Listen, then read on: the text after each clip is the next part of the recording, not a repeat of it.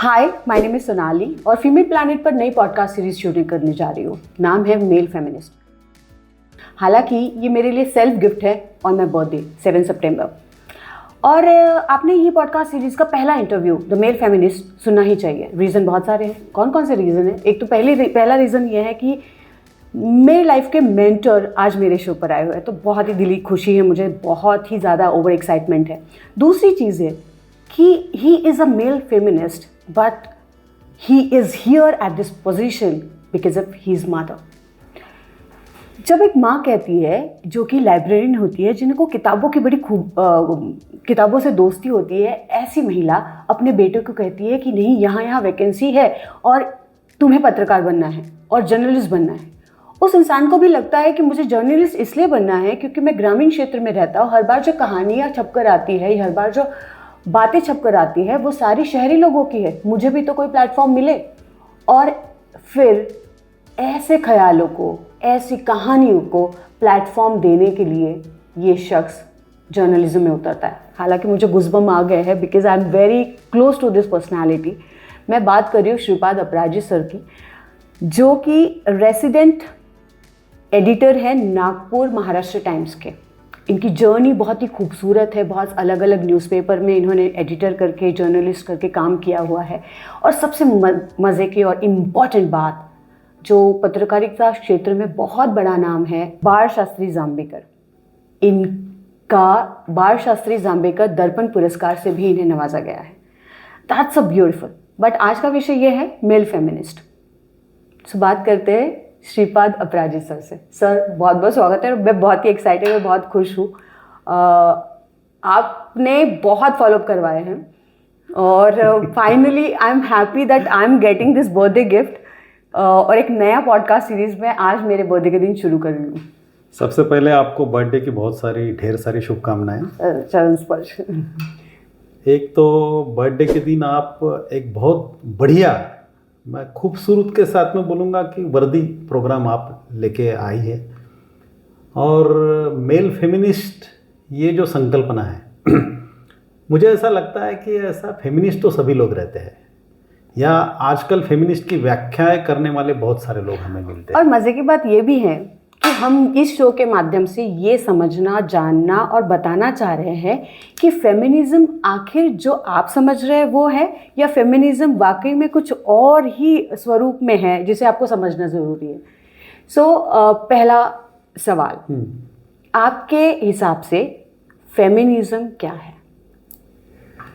Feminism ये धारणाओं पे बेस्ड है, जज्बातों पे बेस्ड है। एक ऐसी संकल्पना है जो खाली कहने से नहीं आएंगी।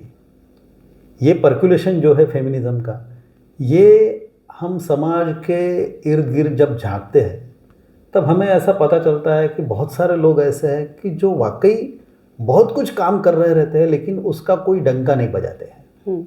और बहुत कुछ लोग ऐसे भी रहते हैं या करते हैं काम जो खाली बैनर्स लगाते हैं लेकिन वास्तव जीवन में वो करते कुछ नहीं है। तो ये दोनों की धारणाओं का वास्तविक रूप आंकना जिसको बोलते हैं, वो मैं ट्रू फेमिनिज्म कहता हूँ। और इसका रिफ्लेक्शन यदि आपके वास्तव जीवन में, व्यक्तिगत जीवन में यदि नहीं पड़ता है तो फिर कहीं तो भी आपने अपने अंदर झांक कर खुद को ये सवाल करना है कि क्या आप सही में फेमिनिस्ट है। मेल फेमिनिस्ट ये धारणा ही ऐसी है कि दो पुरुष कभी ऐसे बातों में नहीं पड़ते, या फिर ये वाद विवाद ऐसा उनका कभी नहीं होता है कि तू ज़्यादा फेमिनिस्ट है कि मैं ज़्यादा फेमिनिस्ट हूँ। ये तो संकल्पना उन्हें पता नहीं है शायद। नहीं, क्योंकि अपनी पीढ़ियों से आ रही संकल्पना जो है कि मर्दानगी किस में है। राइट।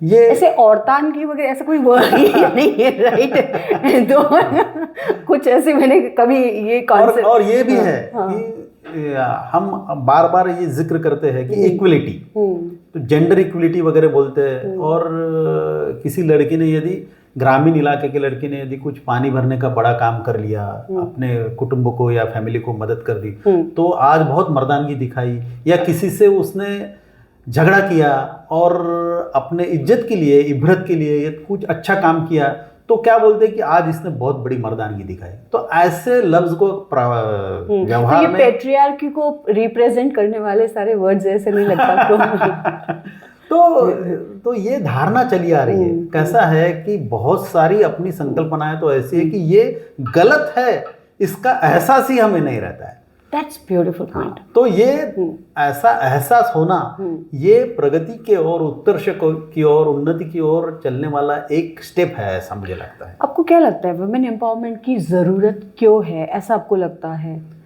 क्योंकि अभी ना बहुत सारे अलग अलग एस्पेक्ट्स है, अलग अलग लोग अलग अलग बातें करते हैं। अरे पढ़ाई तो हो गई, अब तो इतनी पढ़ी लिखी है लड़कियां, पढ़ रही है, नौकरी कर रही है, चांद पे जा रही है, ये सारी चीजें हो रही है। लेकिन फिर भी आपको क्या लगता है कि वुमेन एम्पावरमेंट लो या कोई भी लो, एक वर्ड हम अक्सर सुनते आ रहे हैं। अपने पिताजी ने भी वो कहा था, उनके दादा परदादाओं ने भी कहा था, हमारे जमाने में ये नहीं था, ऐसा हरदम बोलते हैं। हमारे जमाने में ये नहीं था, लेकिन आपके जमाने में क्या था? तो आपके जमाने में महिलाओं को शिक्षित करना, महिलाओं को घर के बाहर कदम रखना, ये चीजें हम नहीं देखा करते थे। बहुत सारे देशों में, मैं ये बात नहीं कर रहा हूं कि अपने देश में ऐसा चलता आ रहा है, बहुत सारे देशों में जो अभी बोलते हैं कि बहुत सारे प्रोग्रेसिव कंट्रीज है, वहां पे भी 100 साल पहले, 150 साल पहले, 200 साल पहले महिलाओं की स्थिति वैसी ही थी। और ये ऐसा कहा जाता है कि आपके प्रगति का एहसास आपको कब होना चाहिए? जब महिलाओं की प्रगति को लेकर हमने आंकना चाहिए कि आपके देश की, आपके पूरे परिवार की प्रगति डिपेंड करती है महिला कितनी सीखी है, महिलाओं के व्यवहार में कितना चेंजेस आया है, क्या बदलाव आया है, इसके ऊपर हमारा रहना, हमारा अस्तित्व ही महिलाओं के ऊपर डिपेंड है। और मैं तो बोलता हूँ कि हर मर्द को या हर पुरुष को इसका एहसास रहता है। दूसरी बात है ना, वुमेन एम्पावरमेंट या महिला सक्षमीकरण के बारे में ऐसे बोलते हैं लोग कि पुरुषों से स्पर्धा करना, कंपटीशन करना या उनसे झगड़ना, यही कोई सबल सक्षमीकरण नहीं है महिलाओं का। और जेंडर इक्वलिटी यानी सब, यानी शर्ट खोल के यदि लोग बाइक चला रहे, मर्द बाइक चला रहे, पुरुष बाइक चला रहे, तो उसके तरीका यदि स्त्रियों ने या लड़कियों ने बाइक चलाना, यानी इक्वलिटी नहीं है। इक्वलिटी क्या है? ये टोटली मानसिक स्थिति है। महिलाओं को ऐसा लगे कि हमें कोई दरवाजा बंद नहीं है, और पुरुष को भी ऐसा लगे कि मैं महिलाओं के लिए कुछ कर रहा हूं तो मैं बहुत खास कर रहा हूं। ऐसी सोच को लांघना, पार करना, ये इक्वलिटी की ओर बढ़ता हुआ कदम है, ऐसा मुझे लगता है। एब्सोल्युटली। मैं अभी एग्जिस्टेंस की बात करी, अपने अस्तित्व वाली बातें की, मैं आपके घर में झांकना चाहती हूँ थोड़ा सा। तो ये बताइए कि I think your mom was very powerful lady. हर किसी को लगता है ऐसा तो डेफिनेटली। तो आपके मॉम के बारे में बताइए ना। She was librarian. I came from little village, not village but small town, Brahmapuri, Chandrapur जिले का ये एक छोटा सा गांव है, तालुका का एक गांव है। वहाँ पे वो लाइब्रेरियन थी। उसने, मैं हरदम बोलता हूँ कि वो सैक्रिफाइस के मोड में रहती है हरदम। वो एक वहाँ का एक लोकल लाइब्रेरी थी, वहाँ पे लाइब्रेरियन करके काम करती थी। पिताजी को एक पैरालिसिस का अटैक आ गया तो उसने वो लाइब्रेरियन छोड़ दी। अच्छा। हाँ। और वो नगर सेविका थी, वहाँ पे चुन के आई थी वो सबसे बड़ी वोट से। वो भी पिताजी की तबीयत बराबर नहीं है, उसके कारण उसने वो राजकारण भी छोड़ दिया है, लाइब्रेरियन भी उसका वो पेशा था वो भी छोड़ दिया। अपने फैमिली के लिए वो कुछ भी छोड़ने के लिए तैयार रहती थी। और मेरा मूल था नागपुर आने का। मैं कुछ बड़ा, बाकी और भी बहुत सारे जर्नलिस्ट है, बहुत सारे एडिटर है, मैं तो कुछ भी नहीं हूँ। इतना बड़ा काम उन्होंने किया है, लेकिन मुझे ऐसा लगता है कि मैंने जो कुछ भी मैंने किया है वो मेरे माँ के आशीर्वाद के कारण, उसके बलबूते पर किया है। क्योंकि एक बार हम ऐसे ही टहलते थे, इधर उधर से आया मैं, और उसने बोला कि अरे नागपुर टाइम्स, नागपुर पत्रिका में अभी कुछ रिक्वायरमेंट्स है, एक नया पेपर वहाँ पे आया करके, कुछ खाली जॉब्स है वहाँ पे, तू तुरंत नागपुर जा और वहाँ पे अप्लाई कर। अब कैसा है कि माँ का कहना मानना, इसमें तो वात्सल्य, ममत्व वगैरह सब कुछ रहता है। मैं उसके कहने पर यहाँ पे आया, लेकिन जो एक यहाँ पे आने के बाद में मैं गया, इंटरव्यू दिया वगैरह वगैरह, चयन भी हो गया, लेकिन अभी वापस जाना, यानी पिताजी क्या कहेंगे। अच्छा, डर भी था, ये थोड़ा सा डर रहता है पिताजी का। तो मुझे ऐसा लगा कि माँ जी ने भेजा है और पिताजी वापस गए तो बोलेंगे अरे तू काय केलस, तो चलो यहाँ पे कुछ दिन टटोलते हैं क्या है कैसा है।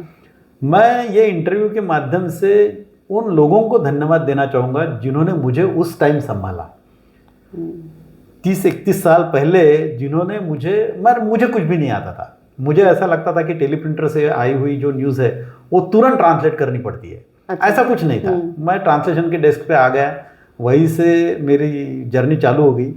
और फिर माता जी ने बार बार, वो मुझे खत लिखती थी, उसके खत बहुत प्यारे होते थे।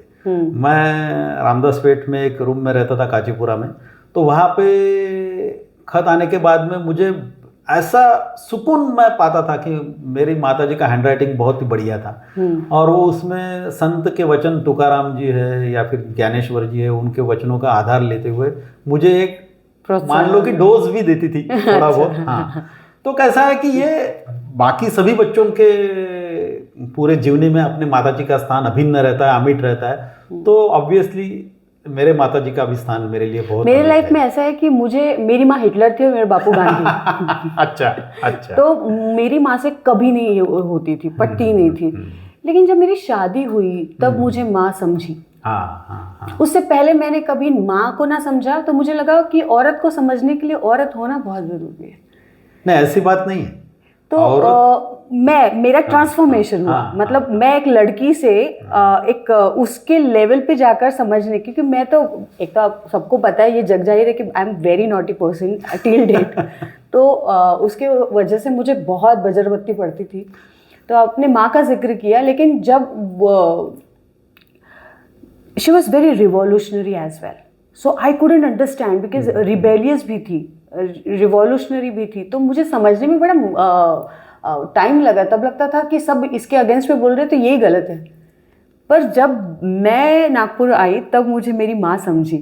सो that was about our mothers. But एक और बात है कि अब जब हम फेमिनिज्म, वुमेन पावर की बात करते हैं, तो ऐसी कौन सी पावरफुल लेडीज़ है जो नागपुर में आके या फिर आपने बाहरी दुनिया, घर के फैमिली से बाहर हटके आप बड़े प्रभावित हुए और आपने समझा कि ये महिला की ताकत ये भी है और ये अलग, मतलब उसकी जो पर्सनालिटी है, ये पर्सनालिटी का अलग छोर ये भी है।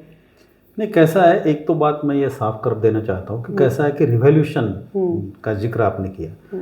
रिवॉल्यूशन यानी हाथ में मशाल लिए मोर्चा निकाले, ऐसी बात नहीं। छोटी छोटी चीज़ों में भी रिवॉल्यूशन रहता है।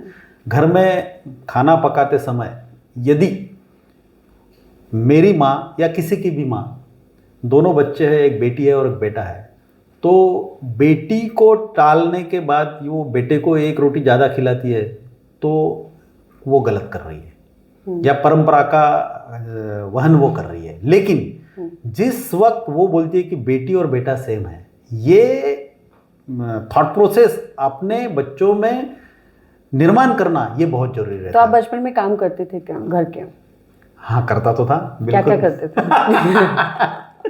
अब मुझे कैसा है कि सगी बहन न होने के कारण बहनों के काम कौन से करने ये तो मुझे नहीं मालूम। लेकिन मैं, जैसे आपने बजरबत्ती ये स्पेशल वेदर ये वर्ड कहा, तो वैसे मैं बहुत, यानी क्या बोलते कि ऐसे टाइप के जो है कि जो यानी बाहर लोगों के जो झगड़े रहते थे वो मेरे घर में आते थे। लेकिन एक मेरा उसूल था कि कोई भी ये जो बाहर का झगड़ा है वो मम्मी तक ना पहुंचे, इसकी केयर मैं करता था। अच्छा, मैंने देखा है थोड़ा कजन्स में, मैं जॉइंट फैमिली में रहती थी, तो कजन्स वगैरह रहते थे, तो ये सारा उनका जो झमेले रहते थे वो घर के बाहर रहते थे।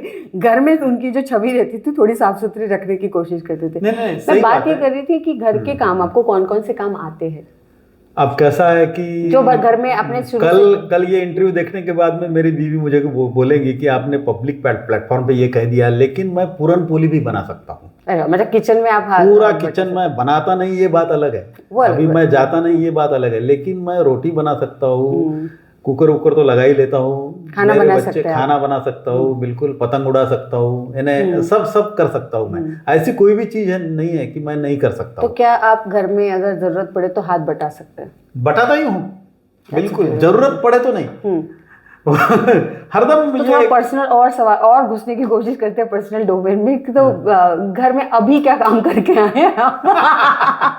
अभी तो कोई काम नहीं करके आया, लेकिन मैं एक बात बताना चाहता हूँ, थोड़ी एकदम पर्सनल हो जाएगी लेकिन कोई बात नहीं है। ये हम त्योहार में हो या कुछ भी हो, ये महिला सक्षमीकरण या जेंडर इक्वलिटी की जो बात करते हैं, और नवरात्रि ये बहुत सारा महोत्सव रहता है। मेरे घर में नवरात्रि का प्रोग्राम रहता है, तो हर नवरात्रि के 9 दिन, बाकी तो ठीक है मेरे घर में देवी की पूजा होती है वो वगैरह, वो देवी की पूजा में अभी तो लड़की को मेरे सर्विस लग गई तो वो पूना में है, लेकिन वो जब थी तब मैं उसके हाथ से पूजा करता था। मेरे बच्चों में ये पूरा मालूम है, और वो मुझे जरा थोड़ा सा टीज भी करते हैं कि मैं हर नवरात्रि के दिन के मेरा शुभारंभ मैं मेरे बीवी के पैर छूकर करता हूँ। वाह, नहीं, दिस इज वेरी कमेंडेबल। तो इसका मैंने पहली बार उच्चारण किया हो, लेकिन कैसा है कि, और ये भी कोई बैनर लगाने वाली बात नहीं है, और वो भी हंसते हुए मेरी पीठ थपथपाती है, और माझं तुला आशीर्वाद है वगैरह वगैरह ऐसा कह के जरा थोड़ा सा नटखटपन आ जाता है। लेकिन मेरे कहने का मतलब यह है कि नवरात्रि में या कोई देवी का उत्सव है तभी हमें महिलाओं का सम्मान करना चाहिए, ऐसी बात नहीं है। ये खूबसूरत बात करी है आपने, और मुझे क्या लगता है कि बहुत बड़ी, जब मैं इसलिए छोटी छोटी बातें कर रही हूँ क्योंकि एम्पावरमेंट की जब बात करते हैं तो बहुत बड़ी बातें हम करते हैं, बहुत जेंडर इक्वालिटी, ये होना चाहिए वो होना चाहिए, लेकिन कि घर से शुरुआत हो रही है, और घर में आप किस तरह से सोच रहे हैं ये बहुत मैटर करता है। सही बात है। मेरे घर में कभी ये नहीं था कि मेरा भाई खाना नहीं बनाएगा या मेरे पापा हेल्प नहीं करेंगे, तो ये कभी हमने देखा ही नहीं था। इसलिए ये माइंडसेट ही नहीं कि ये काम लड़कियों का, ये काम लड़का। हाँ, डेफिनेटली कुछ काम स्पेशली गाँव में तो ये होता है कि उस तरह से बढ़ाते हैं। So that was a beautiful thing, और thank you for sharing this with us. बातों में कह दिया। वेल, अभी रिसेंटली शशि थरूर जी ने एक बहुत ही खूबसूरत बात कही थी कि doctor Baba Saheb Ambedkar is India's first male feminist, और उनके जो विचार है, उनके जो प्रोग्रेसिव थॉट प्रोसेस है, आज की जनरेशन में भी उतने फ्रेश है और उतने प्रोग्रेसिव है, जिनको हमें अपने ज़िंदगी में उतारना चाहिए। ये सारी चीज़ें, इसके ऊपर विशेष टिप्पणी और भी ग्लोबल लीडर्स और नेशनल लीडर्स के ऊपर बात करना चाहती हूँ जो रियली मेल फेमिनिस्ट है। कैसा है कि मैं एक बात बड़ी विनम्रता पूर्वक कहता हूँ कि बाबा साहब आम्बेडकर ये कोई दलित कम्युनिटी के नेता नहीं है। बिल्कुल। वो वर्ल्ड के बहुत ही बड़े नेता है, और एक दायरे में सिमटना इतने बड़ी शख्सियत को, ये भूल अपने पास्ट में हुई है। अभी हम सभी ने ऐसा करना चाहिए, ऐसा संकल्प करना चाहिए। बाबा साहब कौन थे? यानी एक मेल फेमिनिस्ट तो वो थे ही थे, ये लोगों को मालूम नहीं है। ये जो प्रेगनेंसी लीव चालू हुई है ना, वो बाबा साहब के कारण चालू हुई है। बाबा साहब ब्रिटिश का जब जमाना था तब लेबर मिनिस्टर थे। उन्होंने हम सभी जो कामगार जो है, जो काम करते हैं, उनके काम करने के जो यानी आवर्स है वो सेम होने चाहिए, महिलाओं के और पुरुषों के। ये बाबा साहब ने दी हुई देन है, और सबसे बड़ी शख्सियत बहुत सारे लोगों को मालूम भी है, लेकिन बाबा साहब की महत्ता इसलिए मैं मानता हूँ क्योंकि बाबा साहब ने हिंदू कोड बिल लाया। यही मैं बात करने वाली थी कि जो आप जब अब ये दावा कर सकते हैं कि मेरा इस घर में अधिकार है, ये अधिकार वाणी की बात भी बाबा साहब अम्बेडकर की वजह से मिली है। सही बात है। तो हिंदू कोड बिल के बारे में भी आप अगर थोड़ा सा और बताएंगे। नहीं, कैसा है कि हिंदू कोड बिल के बारे में जरा थोड़ा सा सब्जेक्ट से परे बात होगी, लेकिन हिंदू कोड बिल ये महिला और पुरुषों का भेद जो है वो हटाने के लिए ही आया था। हिंदू कोड बिल एक ऐसा था कि जिसमें लड़कियों को पिता का जो संपत्ति है उसमें भागीदार बनाया गया था। लड़कियों को ये ठहराने का अधिकार होना चाहिए। अभी फैमिली प्लानिंग की बातें बहुत होती है, लेकिन बाबा साहब ने उस समय कहा था कि गर्भधारणा होनी चाहिए कि नहीं, ये अधिकार किसका है? तो लड़कियों का है। वो कोई पति ऐसा नहीं कहेगा, लेकिन वो कोई अत्याचार नहीं कर सकता। लड़कियों को भावनाओं से जुड़े रहो, ये कहने वाला बहुत बड़ा नेता यानी बाबा साहब अम्बेडकर था। बाबा साहब ने तो ये भी कहा है कि अपने घर में यानी 1927 में महाड़ सत्याग्रह परिषद हुई थी। वो महाड़ सत्याग्रह परिषद जब हुई थी तब तीसरे दिन जो स्पेशल लेक्चर हुआ था बाबा साहब का, वो स्पेशली महिलाओं के लिए था। और महिलाओं के लिए 1927 में बाबा साहब क्या कहते हैं, ये देखो कि कितनी बड़ी शख्सियत है बाबा साहब। वो आम महिलाओं को, बेटियों को, समस्त वुमेन वर्ल्ड को बाबा साहब तब कहते हैं कि जब कभी आपका पति, आपका भाई या आपका पिता दारू पीकर यदि घर में आता है तो दरवाजा बंद कर दो। यानी दारू पीने वालों को दरवाजा बंद, ये बाबा साहब ने 1927 में कहा था। अब कैसा कि ये पर्कुलेशन उस टाइम हुआ जब एक समझ लो कि स्पृश्य अस्पृश्य भेद जब चरम सीमा पर था। वह अस्पृश्य समाज में पढ़ने वालों की जो परसेंटेज था वो 1% था खाली। और तब बाबा साहब कहते कि अपने आप में क्रांति करो, ये करना चालू कर दो। और उसके बाद में 1930 मेरे ख्याल से काराम सत्याग्रह जब हुआ था, तब वो काराम सत्याग्रह में सबसे पहले जिनको अटक की गई थी वो महिलाओं की टुकड़ी थी। ये बाबा साहब की क्रांति है। बाबा साहब को जो बोलते वो तो थे ही, अस्पृश्य समाज के नेता थे ही, लेकिन हिंदू कोड बिल की आपने बात की, ये इक्वलिटी लाने के लिए बाबा साहब का एक सेंटेंस है, मैं अभी याद आया मुझे। बाबा साहब ने कहा था कि भारतीय राज्य घटना का निर्माता ये कहता है कि संविधान निर्माण करने के बाद में भी जितनी खुशी मुझे नहीं होती उतनी खुशी हिंदू कोड बिल यदि टाइमली पास आउट होता तो मुझे होती। वो नहीं हो पाया। मैं ये बहुत यानी क्या बोलते हैं, ये मुझे इसका गम है बहुत कि वो बाबा साहब यदि कहते उसी वक्त, यदि 1947 के बाद में 3-4 साल के बाद में लाया, मेरे ख्याल से एग्जैक्टली ये नहीं मालूम, लेकिन 4 साल के बाद में उन्होंने हिंदू कोड बिल बनाया, फिर वो लाया। एक राजेंद्र प्रसाद जो अपने पहले प्रेसिडेंट थे, मैं उनका बहुत सम्मान करता हूँ, बड़े ही लोग थे ये। एक आध चीज़ मैंने यदि बोल दी तो इसका मतलब ये नहीं होता कि राजेंद्र प्रसाद जी गलत थे, लेकिन तब जिन्होंने Hindu code bill pass out होने के बाद में कुछ दिक्कतें आएंगी भविष्य में ऐसा कहा था, उनमें राजेंद्र प्रसाद जी भी थे। अच्छा। उन्होंने, राजेंद्र प्रसाद जी ने पंडित नेहरू को खत लिखा था और उन्होंने खत लिखने के बाद में कहा था कि हिंदू कोड बिल यदि जैसे के वैसे पास होता है तो भविष्य में अपने को दिक्कतें आएंगी। संसद ने हिंदू कोड बिल रिटर्न किया और बाबा साहब इतने दुखी हुए कि उनकी आंखें नम हो गई। कैसा है कि जो एक इतना बड़ा लीडर जो अस्पृश्य समाज के बारे में सोचता ही है, उनको मालूम था कि ये जो स्वातंत्र मुझे मिलाना है ये बहुत जरूरी है, लेकिन ऐसा वर्ग यहाँ पे मौजूद है कि जो जिन्होंने अपने बलबूते पर अपना साम्राज्य प्रस्थापित करने के लिए दूसरों को दास बना के रखा है, तो इनको लिबर्टी कब मिलेंगी? भारत को स्वातंत्र मिलना ही चाहिए, लेकिन इनके आयुष्य में यदि स्वातंत्र लाना है तो मुझे कोई ना कोई तरीके से इनका नेतृत्व करना चाहिए। बाद में हिंदू कोड बिल पास हुआ, ये बात सबको इतिहास में जाने की जरूरत नहीं है, लेकिन मुझे यही कहना है कि महिलाओं के पूरे समस्त महिला समाज में क्रांति यदि किसने की है तो उसका आद्य पुरुष बाबा साहब अम्बेडकर है। Salute to him, salute to him, absolutely. मतलब आज मेल फेमिनिस्ट पर हम यही बात करना चाह रहे हैं कि कहीं ना कहीं जब वुमेन एम्पावरमेंट की बात करते हैं, इसका एहसास भी कराने वाले द मेल बिहाइंड वुमेन थे, the man behind women was there. बात अगर मैं ज्योतिबा फुले की करूं तो उन्होंने एहसास दिलाया कि हमें पढ़ना चाहिए। मैं हरदम बोलता हूँ कि ज्योतिराव फुले इतने विजनरी पर्सन थे। क्या आदमी था वो कि जिनको ऐसा लगा कि महिलाओं के लिए स्कूल खोलनी चाहिए जी। ये उनके दिमाग में तब आया जब महिला ने पढ़ना तो छोड़ो, महिला का जन्म ही ये समाज में कुछ काम करने के लिए ही हुआ है ऐसा लगता था। और दूसरी बात, जो अभी कैसा है कि बड़े बड़े नेताओं को कास्ट की खिड़कियों में बंद करना चालू कर दिया है। ज्योतिराव फुले ने ये पहली बार कहा है कि स्त्री कब सुधारेगी या उसमें रिवॉल्यूशन कब आएगा, जब वो पढ़ेगी। तो उसके लिए उन्होंने सबसे पहले स्कूल खोली, उसके बाद में उन्होंने सवर्ण महिलाओं के लिए निवारा आश्रम खोला जी।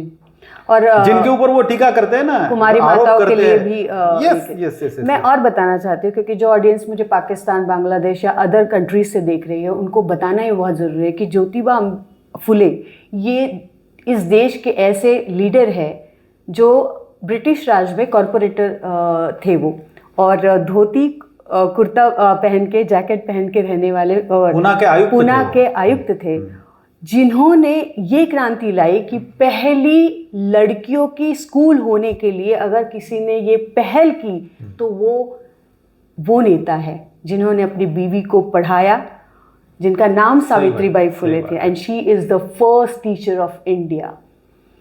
सो उस टाइम उन्होंने कहा कि शेयर मार्केट में आप काम करो, ज्योतिराव फुले कहते हैं। ये अपने को मालूम नहीं रहता है। ये जमाने के कितने आगे थे, बिल्कुल सही बात है। और दूसरी बात, फुले शाहू आम्बेडकर का जिक्र हरदम महाराष्ट्र में होते रहता है, वो बड़े ही लोग हैं, लेकिन एक फेमिनिस्ट को हम भूलते हैं, उनका नाम है सयाजीराव गायकवाड़ जी। सयाजीराव गायकवाड़ बड़ौदा के राजा थे और जिनकी स्कॉलरशिप की वजह से डॉक्टर आम्बेडकर उन्होंने बहुत सारे लोगों को मदद की है। अच्छा। हाँ, न केवल आम्बेडकर, लेकिन बहुत सारे शख्सियत है कि जिनको सयाजीराव गायकवाड़ ने मदद की है। सयाजीराव गायकवाड़ ने जब यूरोप में महिलाओं के शिक्षा के लिए कोई काम नहीं चल रहा था, महिलाओं को वोटिंग अधिकार देना चाहिए, इसकी खाली चर्चाएं चालू थी, तब सयाजीराव गायकवाड़ ने वो इम्प्लीमेंट कर दिया था। और उनके बड़ौदे संस्थान में महिलाओं के लिए उन्होंने व्यायामशाला निकाली। सोचो आप, ये स्पोर्ट्स एजुकेशन चलाने वाला सयाजीराव गायकवाड़ पहला है। ये पूरे देश में ये पहली घटना थी? नहीं, हाँ बिल्कुल पहली घटना थी। यस, कि सयाजीराव गायकवाड़ ने पहला अखाड़ा था वो बिल्कुल वो अखाड़ा उन्होंने किया। विधवा विवाह के लिए उन्होंने पहल की। और उन्होंने कैसा है कि उनको ऐसा लगता था कि राजा थे और अस्पृश्य समाज भी पढ़ने के लिए तैयार नहीं था, और बाकी समाज में बहुत सारी महिलाएं पढ़ी थी, ऐसी बात नहीं थी। तब उन्होंने क्या किया कि एक कुछ सिंबॉलिक कुछ लोगों को, बच्चों को अपने राजवाड़े में वो लेके गए, उनके साथ में उन्होंने खाना खाया, और ताकि एक मैसेज दिया कि मैं यदि इनके साथ में खाना खाता हूँ, इन सब अस्पृश्य सभी लोगों के साथ में पुस्तक किताबें लेकर मैं पढ़ता हूँ, तो सभी लोगों ने पढ़ना चाहिए। ये एक ऐसी क्रांति सयाजीराव गायकवाड़ ने की थी कि उन्होंने ऐसा बोला। और सबसे पहले ये बहुत अहम बात मुझे लगती है कि यदि आप स्कूल की शक्ति, अभी भी महाराष्ट्र में संघर्ष चालू है स्कूल की शक्ति के लिए, सब लोग बोलते हैं कि ये स्कूल जाना बंधनकारक करना चाहिए, लेकिन वो नहीं हो पाया है। उस समय सयाजीराव गायकवाड़ कहते थे कि यदि बच्चे और स्पेशली महिलाएं या बेटियां यदि स्कूल में नहीं आती है तो उनके ऊपर एक आना दंड किया जाना चाहिए, पेनल्टी लगानी चाहिए। देखो अभी जो हम बात करते हैं बेटी पढ़ाओ बेटी बचाओ, राइट? तो ये जो है वो वहां से शुरू हुआ। बिल्कुल। उन्होंने कहा है कि बहुत सारे पिता जो है वो बोलते हैं कि मेरी बेटी संन्यास ले लेंगी। तो उन्होंने कहा कि ये बेटियों जब तक 18 साल की वो नहीं होती है, संज्ञान नहीं होती है, तब वो उसके संन्यास लेने का ये डिसीजन वो खुद ले कोई। और उन्होंने कहा कि वो शादी करके ब्याह करके दूसरे घर भी गई तो उसका पति नहीं ले सकता निर्णय, वो खुद लेगी। उसको यदि उसने यदि चाहा तो वो खुद ले सकती है। तो ऐसे रिवोल्यूशनरी जो थे वो सयाजीराव गायकवाड़ थे। और दूसरी बात, मैं मेल फेमिनिस्ट की तो बात करते हूँ, मैं मेल फेमिनिस्ट ज्योतिराव फुले का एक रेफरेंस मैं देना चाहता हूँ। जो उन्होंने सावित्रीबाई फुले के साथ में किया वो था एक केशवपन जिसको बोलते हैं। कि ये भी बताना चाहती हूँ कि केशवपन यानी कि अगर आप स्त्री के हस्बैंड की डेथ हो जाती है और वो विधवा हो जाती है, तो ऐसी यहाँ पर प्रथा थी कि उस स्त्री को अपने केस काटने मतलब पूरा बाल्ड होना पड़ता था। She has to shave the head, and that was the custom of this country. सर आ गया तो तब उस समय सावित्रीबाई फुले ने obviously with the help of Jyotirao Phule, barber जो रहते ना, वो उनको बोला कि ये जो प्रथा है, और ये सवर्णों में थी, ये दलितों में नहीं थी, ये बाकी जातियों में उतनी नहीं देखी जाती थी। ज्यादा से ज्यादा सवर्ण ब्राह्मण वो उनमें थी। उसके लिए ज्योतिराव फुले और सावित्रीबाई फुले ने बोला कि ये सब बार्बर लोगों के आप अपनी दुकान बंद कर दो, एक संप जिसको बोलते हैं। और इनमें ये की है किए ना। मुझे बड़ा कैसा कि फक्र जब होता है एक आधा कि मैं इस समाज से आती हूँ और ये कंट्रीब्यूशन कहीं ना कहीं इस समाज ने भी ये किया है। और कैसा है कि जब कोई उत्सव रहता है या कुछ दुर्घटना घटती है तो उस समय यदि ये बार बार अपने घर में आता है तो वो यदि मान लो कि 10 रुपए लेता है तो उस समय उसने 20 रुपए भी मांग लिए तो कोई नहीं बोलता है। तो उस समाज में ये भावना निर्माण करना कि अपने को समाज का उत्थान करना है तो इसके ऊपर पानी फेर दो, पानी छोड़ दो आप। यानी कि तो ये थॉट प्रोसेस ऐसे समाज में निर्माण करना जो कि वो 10-20 रुपए के लिए उसका चरितार्थ चलता था उसके ऊपर। तो ये integrity of the thoughts, integrity of the revolution, ये इसको बोलते हैं। तो ये पर्कुलेशन उन्होंने किया। तो इन्होंने क्या किया कि ये जो नाई समाज था उनको कहा कि आपको अगर ऐसी सिचुएशन है तो आपको संप ये करना है। हाँ, संप करना है, आपको नहीं जाना है। आप ये ठान लो कि हम ऐसी कोई भी प्रस्ताव यदि आता है कि केश वपन करने के लिए जाना है तो उनको कहो कि नो। तो ये डिटर्मिनेशन ऑफ एनीथिंग ये बहुत जरूरी रहती है। कि बीच में ये थोड़ा ये हो जाएगा, लेकिन ये पीकू मेरे ख्याल से पिक्चर आया था। हाँ। तो उसमें अमिताभ जी का एक बहुत बढ़िया सेंटेंस था कि नो मीन्स नो। यस, कि महिलाओं की तरफ से। ये पिंक मूवी में था। पिंक था क्या? हाँ, अच्छा, हाँ, सॉरी, पिंक मूवी में था, no means no. Yes yes yes yes. तो मेरे कहने का मतलब ये है कि महिलाओं ने यदि किसी भी महिलाओं ने, लड़कियों ने यदि कह दिया कि नहीं, तो वो नहीं का मतलब समझो।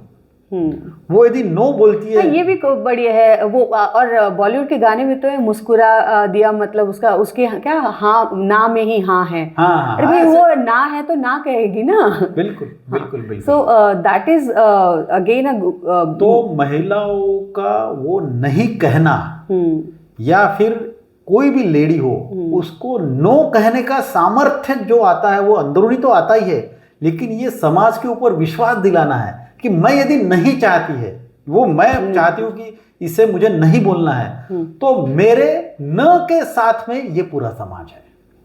ये कॉन्फिडेंस उसमें लाना, ये न केवल एक लेडी की यशस्विता है बल्कि पूरी समाज का उसमें हित है और उसका भी मेरे ख्याल से वो सम्मान हमने वो करना चाहिए।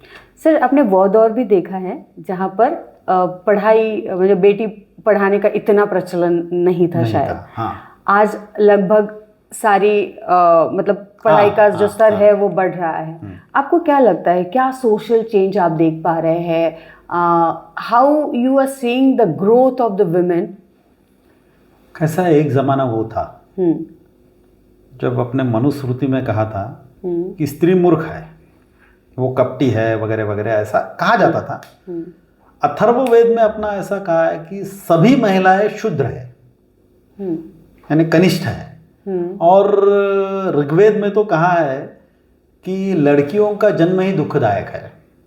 यानी अपने जो पुराने ग्रंथों में क्या कहा है वो मैं उसमें बोला था कि लड़कियों का जन्म दुखदायी है, लेकिन बेटा कैसा है तो आकाश सरीखा है, ऐसा बोलते थे वो। और ये जो बीच में विद्या बालन ने कहा था ना, एंटरटेनमेंट एंटरटेनमेंट एंड एंटरटेनमेंट, तो ऋग्वेद में ऐसा कहा है कि स्त्री यानी एंटरटेनमेंट है।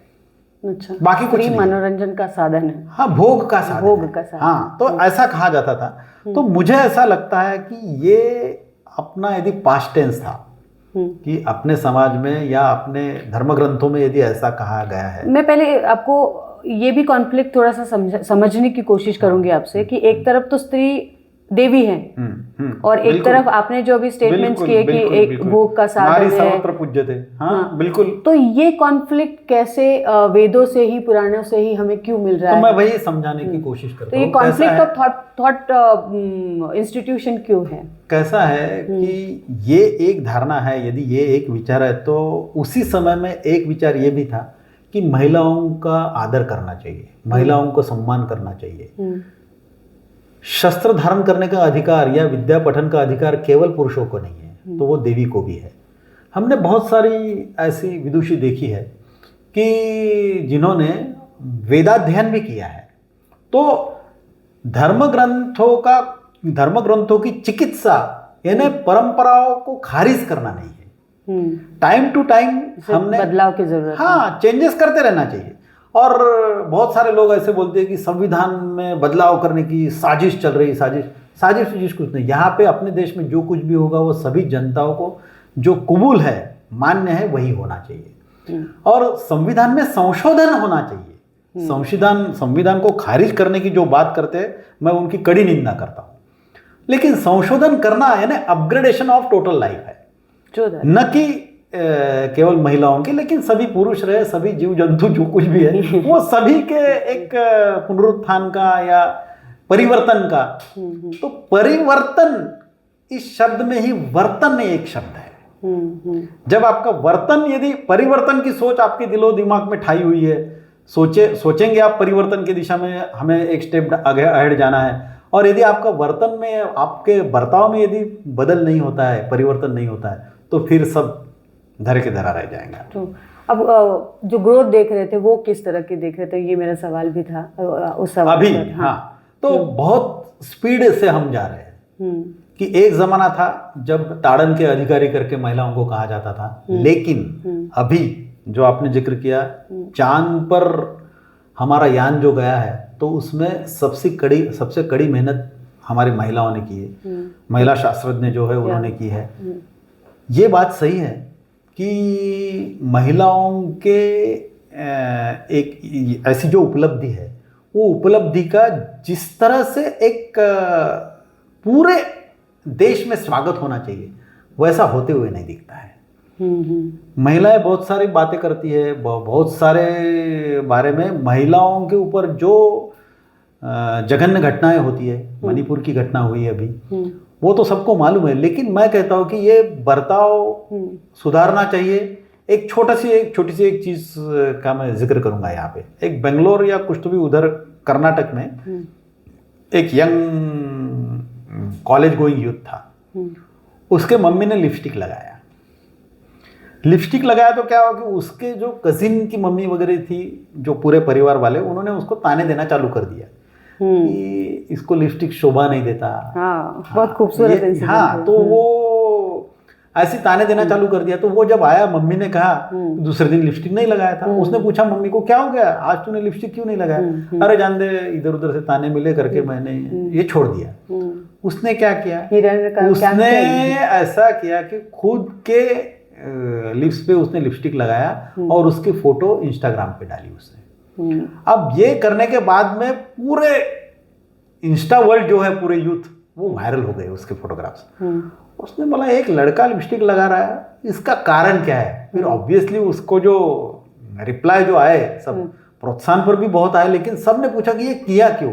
तो उसका फिर भेद सामने आया कि इसके मम्मी को अपने परिवार में ही ताने मिले थे करके उसने ये एक रिवॉल्यूशनरी एक स्टेप ली थी। लेकिन ये खूबसूरत बात है, ये भी एक मेल फेमिनिस्ट का आपने एक एग्जाम्पल हाँ, भी तो दिया। मैं ये कहता हूँ कि ऐसा बोल दिया, और वो भी ताने दे सकता था परिवार वालों को, लेकिन उसने ये बात उजागर की, लेकिन एक अच्छी तरीके से की।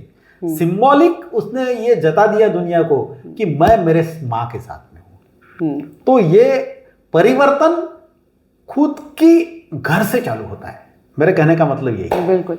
एक मणिपुर का जिक्र किया आपने, और अगर पुराने काल से देखा जाए तो जब भी वॉर टाइम आता है तो women has been used as a tool. किसी एक जाति की तरफ दूसरी जाति से, या कोई भी, आप कोई भी वॉर जोन में देखिए तो वुमेन हैज बीन विक्टिमाइज्ड। सही बात है। तो ये क्यों होता है, और ये ना हो इसके लिए क्या सोच में परिवर्तन लाना जरूरी है? बस जवाब आपने ही दे दिया, सोच में परिवर्तन चाहिए। वॉर तो हमें दिखता है, ये पुराने जमाने से ये लेदर करेंसी बोलते हैं उसको, ये इस्तेमाल की जाती है। देश की सीमाएं लांघकर ये व्यवहार होता है। एक वो आलिया भट्ट का जो पिक्चर था, मैं उसका नाम फिर से भूल गया, उसमें उसने कहा है कि ये जो चलती है, दोनों देश की जो लड़ाई चलती है, उसमें आम आदमी का नुकसान होता है। राजी की जिक्र कर रहे हैं? बहुत खूब, शायद वही होगा। तो वो कहती है कि ये लड़ने के बाद में किसी का भला नहीं होने वाला है। कि महात्मा गांधी कहते थे कि एक आग के बदले यदि दूसरी आग हमने यदि मांगी तो पूरी दुनिया अंधी हो जाएगी। तो इसमें महिलाओं के ऊपर ज़्यादा अत्याचार होता है, महिलाओं के ऊपर बहुत अन्याय होता है। मैं बहुत बार मेरे राइटिंग में वगैरह गढ़चिरौली और वो जो अपना एरिया है वहाँ के महिलाओं का जिक्र करता हूँ। एक तो वो सीमा के उस पार है, वहाँ पे भी वो जो महिलाएं हैं उनको ऐसी ऐसी बातों का सामना करना पड़ता है कि हम बोलते हैं कि अमृतकाल शुरू है, स्वतंत्र को 75 साल हो गए, लेकिन हमारी महिलाओं का आंकना जिसको बोलते प्रोग्रेस का जो परसेंटेज है वो यदि हमें जांच उसकी करनी है तो हमको गढ़चिरौली तक जाना पड़ेगा, बिल्कुल हमको बिहार के उस कस्बे में जाना पड़ेगा कि जहाँ पे अभी बिहार में भी कैसा है कि बहुत आगे निकल गए। IAS IPS में बिहार के लड़के दिखते हैं, लेकिन बहुत सारी दुविधाएं भी बिहार में है। तो ऐसे कस्बों में जाना, वहाँ पे जाकर वहाँ के महिलाओं से बात करना, महिलाओं को यदि मैं एक सिंपल सा क्राइटेरिया बहुत बार मेरे कलीग्स में जब मैं बात करता हूँ तो बोलता हूँ कि यदि किसी महिलाओं को आपसे बात करने में कोई हिचकिचाहट ना हो तो आप एक अच्छे आदमी हो। ये सिंपल सा क्राइटेरिया है। यदि वो आपसे बात करने में घबराती है या मुंह फेर लेती है या आँख फेर लेती है तो मुझे ऐसा लगता है कि कुछ ना कुछ बदलाव मुझे करना है। तो ये एक सिंपल क्राइटेरिया है। जब इस देश में सभी महिलाओं को ऐसे पुरुष वर्ग के माध्यम से यदि प्रोत्साहन मिलेगा और एक कोई ऐसे हिचकिचाहट न महसूस हो। सर मैं ये वो भी एक जिक्र चाहती हूँ क्योंकि हम जब ऑफ द कैमरा आपसे जब बात होती रहती थी तो आपने एक बार जिक्र किया था नक्सलाइट विमेन नक्सलाइट्स का आप इंटरव्यू करने गए थे। तो वो किस्सा बताएं, नेल पेंट वाला। वो कैसा है कि बहुत साल पहले RR पाटिल अपने गृह मंत्री थे, तो उन्होंने वो महाराष्ट्र के गृह मंत्री थे और वो नागपुर आए थे और उन्होंने चाहा कि कुछ एडिटर्स के साथ में हम गढ़चिरौली जाते, तो हम गए। बहुत मेरे दोस्त भी थे एडिटर। वहाँ पे उनकी प्रेस कॉन्फ्रेंस हुई। प्रेस कॉन्फ्रेंस में कुछ आत्मसमर्पण करने वाली जो महिला जो थी नक्सलाइट, वो उनकी कुछ आप बीती वगैरह बात की। उन्होंने कुछ पत्रकारों ने बातें पूछे, सवाल पूछे और मैं तो पूरा वो देखता था। और उसके बाद में सबसे आखिरी सवाल मैंने किया। मैंने देखा कि एक नक्सलाइट थी, वो यंग लेडी थी, उसने नेल पेंट लगाया था। तो मैंने उसको पूछा कि बहन जी क्या आपने नेल पेंट अभी लगाया है सरेंडर करने के बाद में कि आप जब थी नक्सलाइट के साथ में तब लगाया? तो उसने बोला कि 15 दिन पहले मैंने सरेंडर किया और 14 दिन पहले मैंने ये नेल पेंट लगाई। यानी सरेंडर करने के बाद में वो नेल पॉलिश उसको लगाना, वो उसको ऐसा लगा। तो मैं सोचने लगा कि मैंने बोला क्या आप पहले क्यों नहीं लगाया? तो बोले हमारे इसमें नक्सलाइट में नहीं लगाने देते।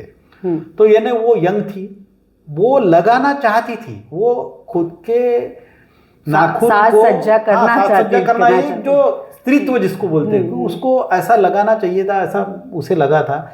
लेकिन नाखून पे नेल पेंट लगाने का स्वातंत्र्य उसे नहीं मिला, करके उसके कंधे पे बंदूक आ गई थी। तो ये ऐसा समाज है अपना कि यदि वो एक आधी बच्ची को ऐसा गढ़चिरौली में पली बड़ी एक लड़की को यदि नेल पेंट लगाने का आर्थिक स्वातंत्र्य यदि नहीं देती है तो वो ये समाज का एक पिछड़ापन है। हम लोगों ने उसके सोच के बारे में भी सोचना चाहिए। सभी बच्चों को ये नेल पेंट लगाने से बहुत तरक्की होती है ऐसी भावना नहीं, लेकिन ये उसकी अंतर्गत भावना जो है। तो मैं उस दिन के बाद में आने के बाद में एक आर्टिकल लिखा था कि ये छोटे छोटे जो जरूरतें हैं उसके तरफ हमने ध्यान देना चाहिए। और समाज अंत्योदय जिसको बोलते, गांधी जी के जब वर्धा में थे तो उनके अंत्योदय पे बहुत सारे प्रवचन हुए, उन्होंने बहुत सारे लेटर भी लिखे। अंत्योदय यानी जो अंतिम घटक जो है, और अंतिम घटक यानी पिछड़े इलाके का भी अंतिम घटक कोई है तो वो महिला है। और अंत्योदय महिला विकास या महिला सक्षमीकरण के बिना पूरा ही नहीं हो सकता। तो अंत्योदय का पूरा यानी क्या बोलते कि सक्सेस रेशो यदि नापना है हमें, ये तो महात्मा गांधी ने पहले ही महात्मा गांधी एक रिसेंटली मैंने आर्टिकल भी पढ़ा था। इसमें अभी 6 ग्लोबल लीडर्स का जिक्र है जिसमें दलाई लामा, बराक ओबामा, बहुत सारे और लोग हैं जिन्होंने कहा कि महिला सशक्तिकरण या फिर महिला विमेन एम्पावरमेंट का काम या वो मुद्दे के ऊपर अगर बात नहीं करता है तो वो ग्लोबल लीडर अधूरा है उसकी। और नेल्सन मंडेला उसका एक एग्जांपल। नेल्सन मंडेला के बारे में आप बिकॉज आप काफी प्रभावित है नेल्सन मंडेला। आपने दोनों के बात की है कि नेल्सन मंडेला हो या दलाई लामा हो, पहले दलाई लामा जी के बारे में बात करूंगा। ये गोठन गांव जो है अपने नागपुर से कुछ किलोमीटर, 100-150 किलोमीटर के बाद में होगा, या 2-3 घंटे लगते हैं। ये गोठन गांव में 50 साल के पहले दलाई लामा, ये तिब्बत के जो शरणार्थी थे, वो वहां पे आए और बस गए। अब 3 घंटे के दूरी पर 50 साल पहले तिब्बत का एक कैंप है गोठन गांव में। मैं वहाँ पे पिछले साल मैंने वो एक आर्टिकल लिखा था, वो महाराष्ट्र टाइम्स के मुंबई एडिशन में पब्लिश हुआ था। मैं ये कहना चाहता हूँ कि ये इतनी बड़ी तादाद में वहाँ पे तिब्बतियंस रहते हैं, महिलाएं भी रहती है, लेकिन उनका क्राइम रेशो 0 है 50 साल से। दलाई लामा जी का सबसे पहले कहना है कि भारत अपने लिए खाली एक देश नहीं है, वो अपना आश्रयदाता है। वहाँ के महिलाओं से, मैंने कई महिलाओं से बात की, तो ये दलाई लामा ने अपने विचारों का पर्कुलेशन कितना यानी संयुक्त भाव से किया है, वो मुझे तब एहसास हुआ जब मैं वहाँ पे गया। तो कुछ महिलाओं ने बोला कि हम क्या करते हैं, कुछ हमारा त्योहार रहा तो क्या करते हैं, वो बाजार जाते हैं, वहाँ से मछली खरीदते हैं और जो मछलियाँ रहती है उनको पानी में छोड़ते हैं। अच्छा, तो ये एक सिंबल है कि दलाई लामा ने कहा है कि यदि आप जीना चाहते हो तो लोगों को भी, ये पूरी समस्त प्राणी मात्रा में जो कोई भी लोग आते हैं उनको जीवन प्रदान करो। तो यदि जानवरों और मांसेमारी करने वाले लोगों में यदि ये भावना आप निर्माण कर सके तो ये सृष्टि की कितनी सुंदरता है। बिल्कुल सेम भावना नेल्सन मंडेला जी की है। नेल्सन मंडेला कहते हैं कि बहुत बड़ी चीज करने की कोई आवश्यकता नहीं है। यानी आप महिला सक्षमीकरण के बारे में या वर्णवाद के बारे में सोचते हो और उसके बारे में यदि आपको बहुत बड़ा काम करना है तो वो काम खुद अपने से शुरू करो, अपने घर से शुरू करो। और ये दोनों नेताओं ने भारत के बारे में इतनी जबरदस्त बात कही है, उनको ऐसा लगता है कि भारत ये रिवोल्यूशनरी क्रांतिकारक देश है। भारत की सभ्यता, भारत की संस्कृति और भारत के लोगों में जो अपनापन है, मैं ऐसा कहता हूं कि विदेशों के ऐसे बड़े बड़े लोग यदि अपने देश के बारे में इतने अच्छे ख्याल रखते हैं, इतना अच्छा वक्तव्य देते हैं, तो अपन जो अपने देश को ही कोसते रहते हैं तो ये बंद कर देना चाहिए। बिल्कुल। तो मेरे ख्याल से महिला संस्कृतिकरण, महिला सभ्यता और संस्कृति की बात निकली, इसलिए पूछना चाह रही थी कि जैसे साउथ में मैं देखती हूँ तो वहाँ पर ना घूंघट, पर्दा, ऐसा कोई प्रथा नहीं है। हाँ। लेकिन जब मैं दिल्ली, हरियाणा, नॉर्थ की तरफ देखती हूँ तो वहाँ पे सारी प्रथाएं हैं। तो क्या ये बोला भी जाता है कि इन्वेडर्स जब आए तब ये प्रथाएं आई क्योंकि टू प्रोटेक्ट द वुमेन। पर्दा प्रथा पहले भारत में थी ही नहीं, भारत का अंग नहीं हुआ करती थी। क्या है इतिहास? कैसा है, 800 साल मुगल थे, 200 करीबन साल ब्रिटिशर्स थे। तो ब्रिटिशर्स बहुत प्रोग्रेसिव थे और मुगलों ने कुछ चीजें लाई। तो लेकिन ये देश ऐसा है, ये भारत की बहुत जो सारे आक्रांता आए, लेकिन हमारी सभ्यता, हमारी संस्कृति को कोई तोड़ मरोड़ नहीं सके। वो थोड़ी चीजें होती रही, लेकिन मैं ऐसा कहता हूँ कि ये अपना देश यदि सभी धर्मों का पालन करने वाला देश है तो हिजाब रहे या ओढ़नी रहे, कुछ भी रहे, वो सभ्यता की दायरे में लाकर उसको लॉ एंड ऑर्डर की सिचुएशन नहीं पैदा होनी चाहिए। बिल्कुल सही। वो उसका व्यक्तिगत एखादी बच्ची को यदि लगता है कि मैं हिजाब पहन के जाने वाली हूँ या मुझे जाना अच्छा लगता है तो उसका सम्मान करना चाहिए, उसकी कदर करनी चाहिए। यदि किसी को गैर कोई कैसा समझेगा कि इसने हिजाब पहनना चाहिए, नहीं। हाँ, लेकिन यहाँ पर वो छोटे बच्चे को तो नहीं समझ रहे हैं ना, तो हाँ, नहीं, लेकिन तो उसके बाउंडेशन, मेरे कहने का मतलब यही है कि वो सिंबल को लेकर टकराव की स्थिति में मत जाओ। सभ्यता इसी में होती है। कैसा है कि मेरा जन्म हुआ है तो ये मेरे अस्तित्व का अंकुर फूट गया है। ये मेरा जन्म यानी मेरा अस्तित्व है। तो मैं जन्मा, लेकिन सब लोगों के साथ में यदि मैं अपना जीवन गुजार रहा हूं तो ये सह अस्तित्व की बात है। राइट। मुझे यदि लगा कि मैं मेरे घर में जाकर AK-47 से मैं बुलेट चलाऊं या गन फायरिंग करूं तो ये बराबर नहीं है ना, ये कॉन्स्टिट्यूशनली नहीं है, खिलाफ है।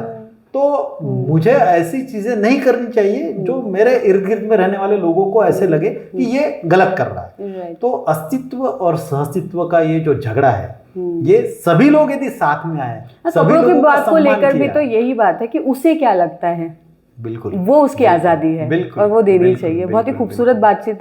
और मैंने पहले शुरुआत में भी ये कहा था कि ये इंटरव्यू सुनना चाहिए। रीजंस बहुत सारे हैं कि एक तो इनके खुद के एक्सपीरियंस है, इनकी खुद की विचारधारा है, उनका काम है। मैं थैंक यू नोट देने से पहले ये पूछना चाह रही हूँ सर, फ्यूचर क्या देख रहे हैं आप वुमेन एम्पावरमेंट को ध्यान रखते हुए? क्या सोच रहे हैं, किस तरीके से अब एम्पावरमेंट की ज़रूरत है? एम्पावरमेंट की ज़रूरत है विदाउट होर्डिंग्स और बैनर। अपने जीवन में यदि छोटा सा हल्का सा भी सुधार हमने कर लिया कि जो हम करते हैं वो दूसरों को सिखाए, पहले करो। कैसा है कि हम विदर्भ से बात कर रहे हैं, नागपुर से बात कर रहे हैं। महात्मा फुले के एक सहकारी जो थे, शिंदे फैमिली, ताराबाई शिंदे, जिन्होंने स्त्री पुरुष तुलना नाम का ग्रंथ इससे 19वीं सदी के पहले लिखा था। तो मुझे ऐसा लगता है कि ये ऐसी भूमि है आगे की सोचने के लिए। पहले अपना गिरेबान में झांकना जिसको बोलते वो देखना चाहिए कि हमारे इर्द गिर्द में क्या है। तो शिवाजी महाराज की माता जिजा माता हमारे भूमि में पैदा हुई है। उन्होंने अपने बच्चों को लड़ने के लिए तैयार किया, और ये खुद के घर के लिए नहीं किया, समाज के लिए किया। ताराबाई शिंदे ने भी वही किया। स्त्री पुरुष तुलना यानी जेंडर इक्वलिटी जिसको बोलते, वो अपना बर्ताव सुधारने से होगा, ऐसा उन्होंने कहा था। मुझे ऐसा लगता है कि फ्यूचर ऑफ वुमेन एम्पावरमेंट बहुत ही खूबसूरत रहेगा और एक ऐसा विश्व रहेगा जहाँ पे न कि केवल चर्चाएं व्याख्याएं चलेंगी, लेकिन एक ऐसा एहसास, एक ऐसी धारणाएं, एक ऐसा जज्बात हमें महसूस होगा कि हम ऐसे विश्व में अभी आ चुके हैं कि जहाँ पे न केवल बातें होती है लेकिन बातों पर अमल भी होता है। तो ऐसे बातों का स्वाभाविक अमल होना, यही हमारे देश का फ्यूचर होना चाहिए। और ऐसा यदि फ्यूचर हमारा रहा तो ये खुशहाल भारत हमें जरूर देखने को मिलेगा, ऐसा मुझे विश्वास लगता है। बिल्कुल सर, बहुत खूबसूरत बात। और एक जिक्र आपने किया कि हम महाराष्ट्र में रह के सबसे बड़े मेल फेमिनिस्ट को कैसे बोल सकते हैं, शिवाजी महाराज जिनका नाम है, जिन्होंने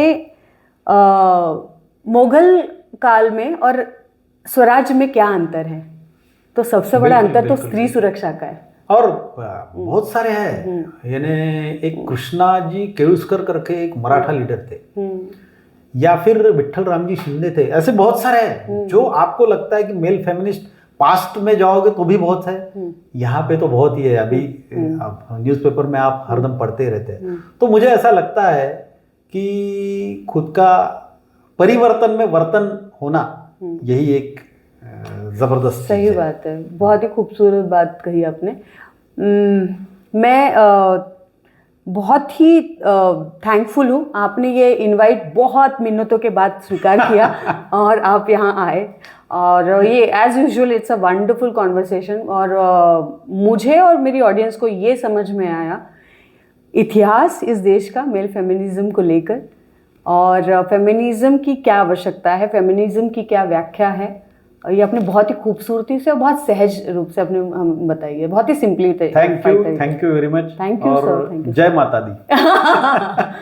सो द मेल फेमिनिस्ट की ये पॉडकास्ट सीरीज में ये पहला इंटरव्यू था, बहुत ही शानदार रहा और बहुत सारे कॉन्सेप्ट तो मेरे भी क्लियर हुए हैं। और आपका ये शो बहुत ही थॉट प्रोवोकिंग रहेगा आपके लिए, और साथ ही साथ आपको इवॉल्व करने में बहुत मदद करेगा। So keep watching me on male feminist.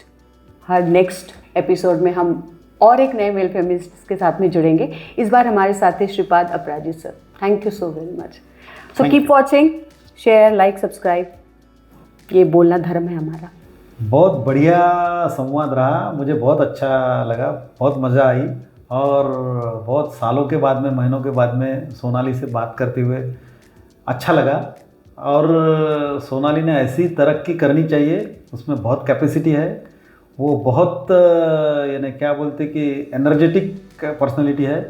और मैं ऐसा देखना चाहूँगा कि ये जो शो है ये और दिनों दिन इसका क्या बोलते कि वायरल होना चाहिए और सबने इसको पसंद करना चाहिए। और इस शो में मुझे इनवाइट किया, इसलिए इस माध्यम से मैं सोनाली को थैंक यू बोलना सो चाहूँगा। प्लीज़ लाइक शेयर सब्सक्राइब भी बोल दीजिए। मेल फेमिनिस्ट ये शो जो फीमेल प्लैनेट के अंतर्गत ये क्रिएट करते हैं, तो ये सोनाली और उसके टीम को मैं अभिनंदन करना चाहता हूँ उनका। और आप भी ये सब्सक्राइब कीजिए, लाइक कीजिए। और मैं ऐसा चाहता हूँ कि यदि सभी हमने यानी स्पेशली नागपुरियन वेदरवीय लोगों ने यदि सब्सक्राइब नहीं किया हो तो ये उचित समय है कि तुरंत आप सब्सक्राइब कर लीजिए। Thank you very much.